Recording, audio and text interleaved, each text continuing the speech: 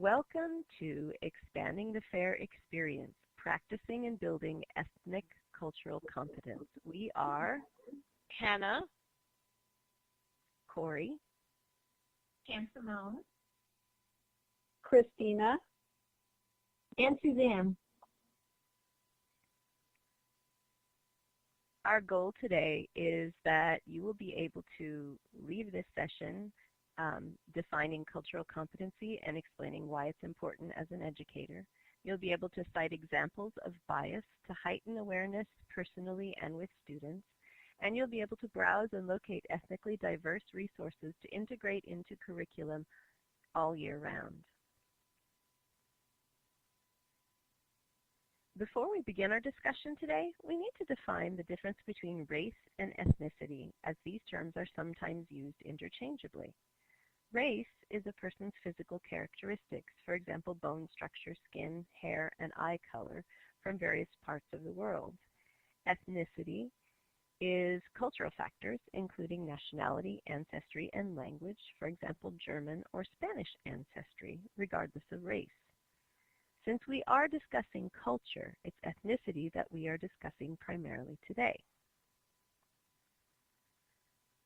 We want to introduce the concept of cultural competence in order to integrate it into our classrooms and curriculums.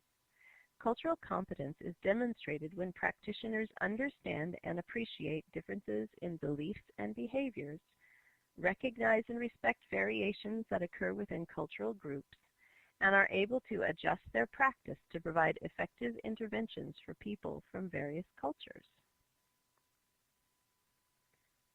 Cultural competency means going beyond the tourist approach, which reinforces a sense of exoticism and otherness, rather than fostering understanding.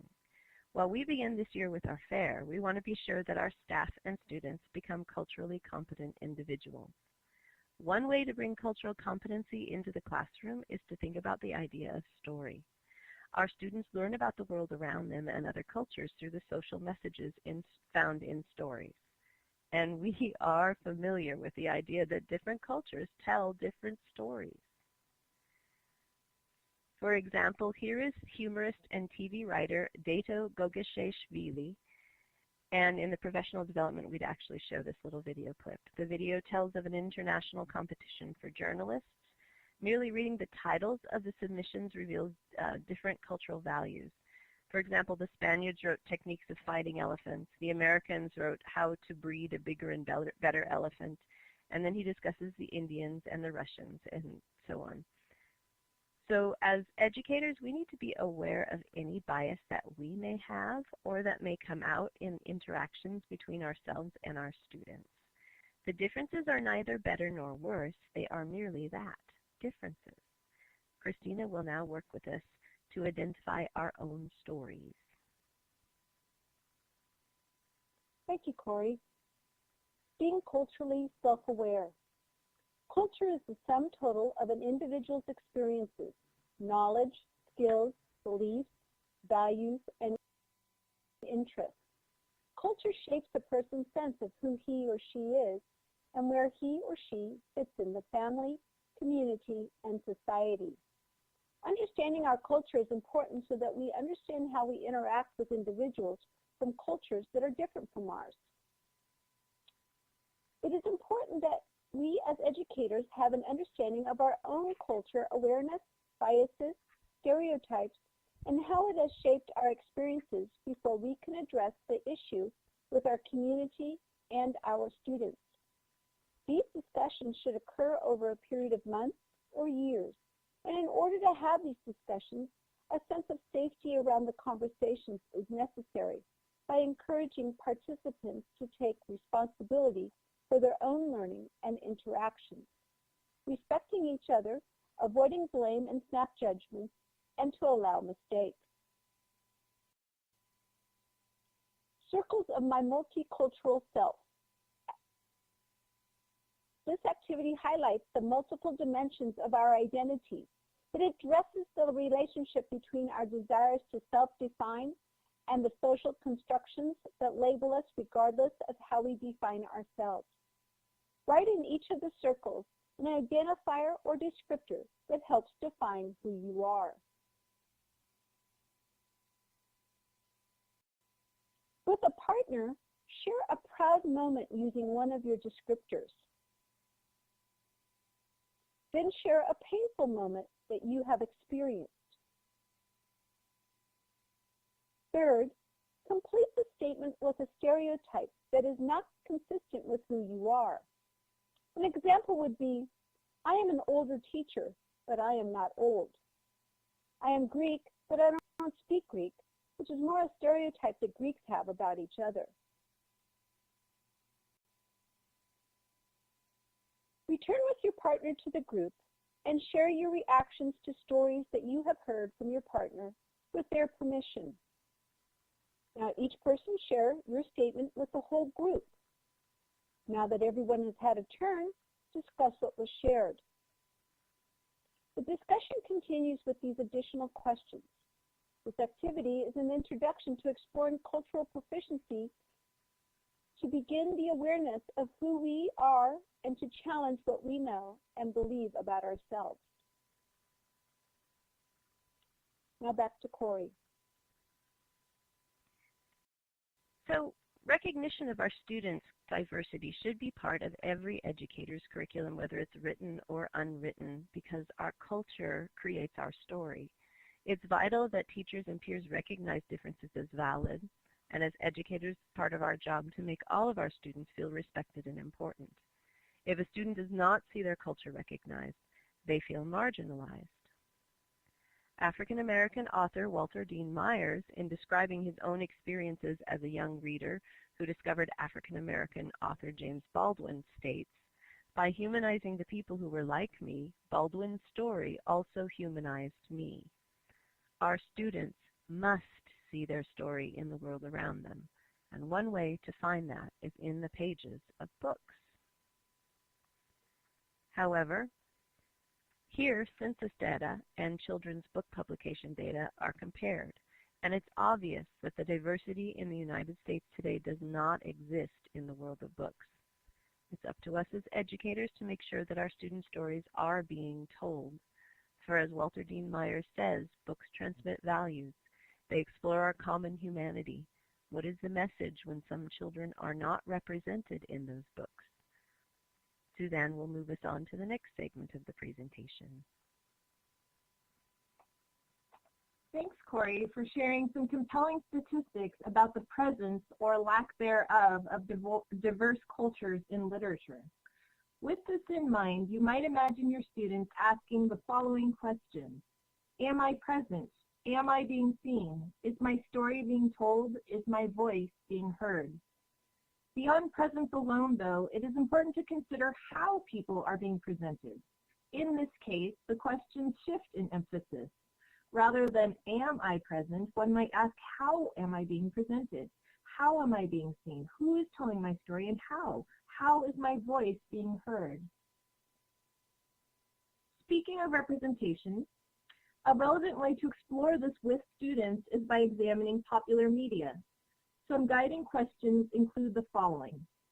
How culturally competent are the producers of content? Put another way, how are people portrayed by images and words? Next, how culturally competent are we as consumers of content? Do we detect bias as we come across it? And finally, given the participatory nature of the internet, how culturally competent are we when we are the creators of content? Do we challenge bias, such as contributing our own cultural narratives in a responsible and thoughtful way?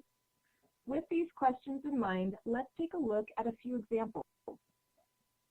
Here's an example that illustrates how we might detect the bias of content producers. The two photos with captions were featured in Yahoo News on the same exact date. May I have a volunteer read the two captions? I'll read. Two residents wade through chest-deep water after finding bread and soda from a local grocery store after Hurricane Katrina came through the area in New Orleans, Louisiana. And then on the right, a young man walks through chest-deep floodwater after looting a grocery store in New Orleans on Tuesday, August 30th, 2005. Floodwaters continue to rise in New Orleans after Hurricane Katrina. Yes. Notice the first caption used the word finding in contrast to the second caption's use of looting. So for another example, and this one's more recent, may I have a volunteer read the textbook caption that's on the map? I will. The Atlantic slave trade between the 1500s and 1800s brought millions of workers from Africa to the southern United States to work on agricultural plantations. Perfect. So as you can also see in the title of the news article that's on the slide, bias is seen clearly with slaves being described as, quote, workers from Africa. What's most striking about this story, though, is that it was a student who noticed this, told his mom, who posted about it on Facebook, and the story went viral, and now publishers are revising the text, all from one individual student speaking up. And then finally, here's an example of students participating as content creators outright. Students at Ohio University created a series of images, including these two, in order to raise awareness in a way similar to the activity that you just participated in earlier regarding challenging stereotypes. These images have prompted lively discussion online and have even made the news. So whether students are interpreting stories that they come across in books or in the media, or whether they themselves are sharing their own stories, we as educators can make a difference by helping to facilitate the sharing of as many stories as possible. As author Adichie reminds us in this video, that would be great to share with students. There is never a single story. We must share many, and next up, Hannah will provide even more ideas about how you can help create a culturally responsive classroom experience. Thanks, Suzanne. I would like to start by discussing some general strategies teachers can use to create a culturally responsive classroom environment. First, it is very important to get to know your students and build relationships with them by learning about their backgrounds, families, cultures, and interests. Try to create opportunities for students to share their family traditions and cultures. Also, build on your students' life experiences when developing lessons and curriculum. Finally, create opportunities for students to work together or have discussions in partners or small groups about their own cultures and traditions. And it's also important to consider incorporating differentiated learning techniques tailored to the students in the class. Cultural differences do play a role in how students learn. For example, some cultures stress the importance of cooperative learning, while others do not. As a result, experiment with a variety of learning approaches for students to be successful. And when creating a diverse curriculum, keep in mind that readers connect to texts that contain culturally familiar elements. Culturally relevant texts encourage self-discovery as well as affirm the cultural identities of students. Also, make an effort to provide texts and materials that feature figures and elements outside of the dominant culture. On this slide here, we wanted to provide you with an example of a culturally responsive lesson that could potentially work well in an ELA or even social studies classroom. The assignment asks students to share their personal histories, and this could be done in writing, orally, or even in a presentation format such as Prezi. Here, these are sites that feature multicultural reading lists for young adults. You can explore these different sites on your own and find texts that may be relevant to your curriculum and students. So what is your next step? How can you begin these discussions with your students in your classroom? I'll turn it over to Chansamone, and she will present some lesson ideas. Thank you, Hannah. So what can you do to help your students become more aware and examine their own biases? Here are 3 steps you can take now to get started. First, we recommend that you take a bias self-assessment test and reflect on the results, including how you might address some of your own personal biases prior to having your students take the test. There are a variety of assessments available, so choose the one that is best suited for you and your students. Whatever assessment you choose, make sure your classes are prepped for a safe classroom environment so your students feel comfortable discussing this very sensitive and complex topic with respect. Step 2. Include instructional activities that require students to identify the biases of others and themselves. Have them take the test and reflect on their own results. And finally, Step 3. Take the next step. Include more culturally diverse curriculum and examine whether the class is inclusive of everyone. We have put together a sample lesson so you can get started right away. Pick and choose and assemble resources to create a lesson that is best suited for you and your students. We are presenting a single lesson here, but there are additional resources available at the end of our presentation. You might want to begin the lesson by first having a general discussion about biases. You can start off by presenting students with these questions with this image. Have you ever made a comment or joke about someone's race, culture, or just a stereotypical remark about someone? Do you think you have any biases? Do you think you might be unaware of these biases? This section is an introduction to exploring possible hidden biases in students and is a good segue into the next part of our lesson. This video is a great tool to prep your students for taking the actual test. The short video from BuzzFeed Yellow asks the question, do you have a racial bias? It explains how our subconscious creates implicit attitudes that make positive and negative evaluations that occur outside of our conscious awareness and control. In order to measure the implicit attitudes, psychologists from Harvard, the University of Virginia, and the University of Washington created Project Implicit to test for hidden biases. The video shows 6 BuzzFeed employees making predictions of their expected test results, the process of taking the test, and finally the results given at the end of the test. The segment ends on each of them reflecting on the results and how they feel about it. Have your students take the test. This is the same test from the BuzzFeed Yellow video. The implicit association test will give a result for either strong, moderate, slight, or no preference for African American or European American. We recommend that this test be given to older students in grades 11 through 12 because it can be a fairly difficult and complex test to take. This test is also only available online. This is a good alternative test to use with younger students in grades 9 through 10. This test comes from the University of Florida. There are no right or wrong answers with this assessment, so it does not come with an answer key with correct responses. This is instead a self-awareness test designed to have the individual self-reflect on their own thoughts and beliefs. This is a small sample of the cultural diversity self-assessment. It asks, I am aware of my own biases and how they affect my thinking. I can honestly assess my strengths and weaknesses in the area of diversity and try to improve myself. We understand that this is a very complex issue, so we have provided some additional resources for you. Our presentation will be available on the school website, so you can access the information, activities, and resources presented here.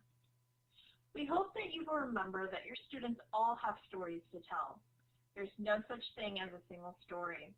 It's important that all students feel like their voices are being heard, that they are being seen, the stories are being told, and they are being represented. By investing your time in acknowledging and honoring your students' identity and culture, it will help them become more engaged learners, build trust, and establish or maintain respectful relationships amongst themselves and with you, the teacher. We hope that everyone enjoys the Multicultural Fair and takes this time to celebrate differences in cultures. Remember that we want to create and incorporate diverse curriculum that is inclusive of everyone year-round. Thank you for your time and listening to our presentation.